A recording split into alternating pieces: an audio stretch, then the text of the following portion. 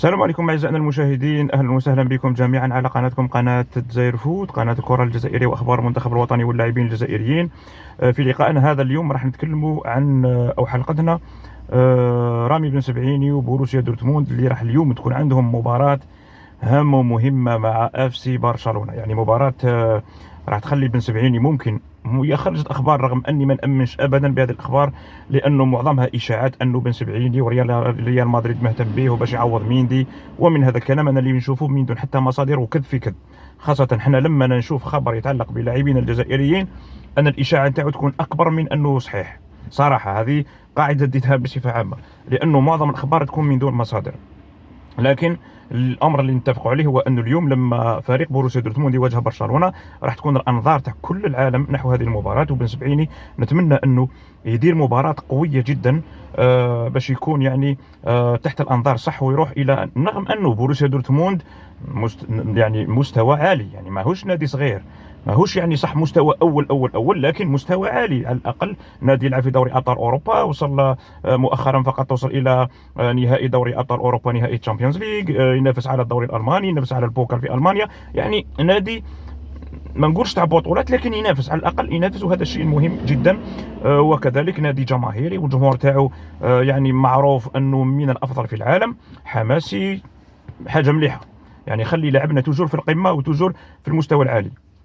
اليوم بن سمعيني راح يكون اساسي ان شاء الله. وعلاش؟ لانه دورتموند يعاني من عده اصابات، يعاني من اصابه فالدمير انطوان، ويعاني من اصابه يعني سولو، وبالتالي راح يكون اكيد اساسي، لانه اصلا الدفاع راح يكون منقوص. يلعب بمدافع واحد اللي هو شروتبرغ، راح يكون مع إيمريكان اللي هو لاعب وسط راح يكون في الدفاع للاسف امام سرعه لاعبي برشلونه. اكيد هذا الامر راح يكون يعني ممكن جدا خطير على دورتموند، ونتمنى يمر بسلام. اسمحوا لي جماعه برشلونه، لكن لازم نكون مع وليدنا واخونا بن سبعيني. راح يكون ريسون اكيد في الجهه اليمنى، وبن سبعيني راح يكون على الجهه اليسرى. هذا شيء مهم جدا. الاصابات نتاع دورتموند غالبا راح يكون مالين، هذا المهاجم الهولندي اللي هو من هدافي نادي دورتموند، وكذلك بيبر اللي هو الاخر بديل جيراسي في الهجوم. وبالتالي كما قلنا اليوم بن سبعيني راح يكون عنده يعني مكانته الاساسيه لا غبار عليها، وممكن حتى انه مساهمته الهجوميه راح تكون قليله، لانه لما نقول لك انه إمريكان راح يكون في الدفاع يعني لاعب وسط رغم انه دفاعي ولاعب محترف، وباش المدرب شاهين حطوه في الدفاع اكيد مجربه وعنده يعني ممكن فيه نظره دفاعيه. لكن رغم ذلك اكيد انه بن سبعيني راح يكون حذر، خاصه انه راح يلعب من جهه يامال. هم هذا يروح شويه بن سبعيني اليوم. بلع عنا على يامال، ديروا في جيبك، خلينا نهضروا عليك ان شاء الله بحول الله. كذلك الامر اللي يخلي المباراه حاسمه، ومباراه ما نقولش مصيريه ولكن مباراه ناريه، ومباراه يعني راح تكون بتحدي كبير جدا، هو انه نظام دوري ابطال اوروبا هذا العام اللي راح نعطيه لكم في اخر الفيديو كيفاش ما رايحين يحسبوا المباريات تاع اللقاءات الفاصله واللقاء المقبل. هو انه حاليا دورتموند مع برشلونه راهم ب 12 نقطه مع البايرن في المركز الثامن السابع والسادس. عندك ليفربول اللي تاهل 100% للدور القادم، و99% في المركز الاول ب 18 بوان، عندهم 6 سور 6، فازوا بكل مبارياتهم. كذلك بعدهم اربع انديه ب 13 نقطه اللي هما استون فيلا، الانتر، ليفركوزن، وبريست المفاجاه، يعني فجر مفاجاه ب 13 نقطه. وبعدهم مباشره برشلونه، دورتموند والبايرن ب 12 نقطه. يعني دورتموند وبرشلونه اذا تعادلوا راح يكون 6 انديه بعد ليفربول ب 13 بوان، ويكون البايرن ب 12 نقطه. هذو 8 اللي يتاهلوا مباشره. اذا فاز برشلونه ولا دورتموند راح يكونوا ب 15 نقطه، ويكونوا هما الوحيد اللي يهدد صداره ليفربول، لانه الان 5 نقاط بين ليفربول ولا صاحب المركز الثاني، يعني باقي مباراتين 90% ولا 99% ليفربول راح يكون الاول، اكيد يعني يفوز بمباراه راح يتاهل. وكذلك دورتموند وبرشلونه اللي يفوز منهم راح يكون عنده 15 بوان، 3 بوان دو ديكالاج، ماشي حاجه كبيره. خساره مباراه يلحقوا دورتموند ولا برشلونه، رغم انه ليفربول ذا العام واش حب يحشم ويخسر. المهم احنا نتمناو انه يفوز دورتموند. وعلاش؟ لانه اذا فاز دورتموند بنسبه كبيره جدا راح يكون في المركز الثاني مع نهايه الدور الاول. وعلاش؟ لانه مازالوا مباراتين. دورتموند راح يواجه الشختار، يروح للشختار ويستقبل شكون يستقبل، خلوني نفكر. المهم راح يستقبل نادي لا لا، يروح لبولونيا في ايطاليا ويستقبل شختار. يعني مباراتين في المتناول. ممكن اذا فاز بهذه المباراه راح ينهي الدور الاول ب 21 نقطه، وراح يكون بشكل رسمي في المركز الثاني، وهذا شيء مليح في المباريات المقبله. هذا شيء مليح جدا، لانه المباريات الانديه الاخرى عندها مباريات صعيبه. مثلا برشلونه عنده بنفيكا وعنده اتلانتا، زوج مباريات صعاب. كاين البايرن ودورتموند فقط اللي عندهم مباريات سهله. البايرن راح يواجه براتيسلافا السلوفاكي في بنعبو، وكذلك يستقبل فينورد روتردام تاع زروقي وحاج موسى. اذا مباراتين في المتناول، وبالتالي البايرن ودورتموند هما اللي بنسبه كبيره جدا الاكبر والاقرب انهم يحققوا 6 نقاط في الجولتين السابعه والثامنه اللي بقاو. وبالتالي دورتموند اذا فاز في هذه المباراه راح يكون في المركز الثاني بنسبه 95%. نتمنى التوفيق لبن سبعيني ودورتموند. الان نجي كيفاش يتاهلوا من الاول للثامن ولا النظام، لانه شويه معقد والبعض ممكن مازال مش عارف كيفاش يتاهلوا، ونعطيكم كيفاش يديروا المباريات الفاصله وكيفاش يلعبوا مباريات الدور الثمن النهائي.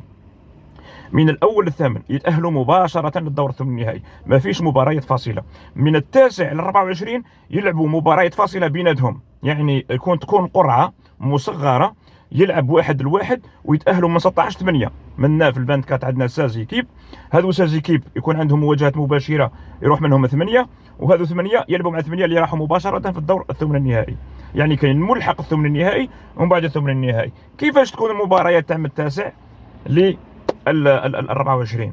هنا فرضا دورتموند ولا اي فريق ولا واحد من الفريق تاعك اللي يشجعوا يكون في المركز 11 على المركز 14، واش من فريق يواجه؟ راح تكون قرعه مصغره. كيفاش هذه القرعه المصغره؟ صاحب المركز التاسع يواجه صاحب المركز 24 ولا 23، صاحب المركز العاشر يواجه المركز 23 ولا 24. يعني نحط صاحب المركز التاسع وصاحب المركز العاشر ونخير لهم بالقرعه واحد، سواء 24 سواء 23. شويه كومبليكي مي اني نحاول نبسط لكم. صاحب المركز ال11 و12 يواجهوا اصحاب المركز ال21 و22. يعني بالقرعه نرفد نحط منه 10 و11 و12، نرفد ال11 ونرفد منه 21 ولا 22 ويتقابلوا، ونفس الشيء 12 21 24 يتقابلوا. معناتها اللي يحتل المركز 11 يواجه سواء ال21 سواء 22. اذا واجه ال21 22 يواجه ال12، اذا واجه 22 ال21 يواجه 12. علاش داروا هكذا؟ كانوا قادرين يديروا التاسع مع ال24، الديزيام مع ال23، ال11 مع ال22، مي لا قال لك هكذا يقدروا هما يحدوا الفريق. يعني في الجوله الاخيره يشوف باللي هذاك راه في المركز 23، يعني الماتش تاعو ما يربحوش ولا يخسروا اكسبري باش يحتل المركز الفلاني باش يلعب المركز الفلاني، باش ينحوا هذه الفاي فيان هذا. نو، دار لك القرعه، انت ما تعرفش شكون اللي راح تواجه. راك فاهمني؟ ممكن مثلا الريال يكون في المركز 15 وعندك بريست يكون في المركز 16، انت ما تعرفش اسك تواجه الريال ولا بريست. ما تقدرش تخدم الماتش تاعك ولا تخسر روحك باش ما تواجهش الريال، لانه قادر تواجه الريال قادر تواجه بريست. هذه باختصار. لما يتاهلوا هذو 8، لانه عندك من 9 ل 24 يتاهلوا منهم 8، كيفاش ينظموهم؟ هذو اللي يتاهلوا يحطوهم على حساب المراكز نتاعهم في الدور الاول. كيفاش معناتها؟ اذا تاهل صاحب المركز 11 وما تاهلش صاحب المركز التاسع وما تاهلش صاحب المركز العاشر، راح صاحب المركز ال11 هو يولي في المركز الاول. يعني نحطوهم 11 14 15 19 20 21، ومن بعد بالواحد 2 3 اللي صاحب المركز الاول ليفربول واش يواجه في الدور الثمن النهائي؟ يواجه الثامن من اللي تاهلوا في اللقاءات الفاصله. راكم فاهمين يا جماعه؟ اعتقد انه الامر شويه معقد، لكن حاولت نبسط لكم بما فيه الكفايه. هذه هي كيفاش تكون المباريات بصفه عامه، والنظام نتاع دوري ابطال اوروبا لهذا العام اللي نشوفه اكثر يعني حماسه واكثر تشويق. اذا بالتوفيق لبن سبعيني، بالتوفيق الحاج موسى وزروقي كذلك اليوم. نتمنى التوفيق لكل لاعبينا ونشوفوهم في الادوار المقبله بحول الله. شكرا لكم والسلام عليكم ورحمه الله وبركاته.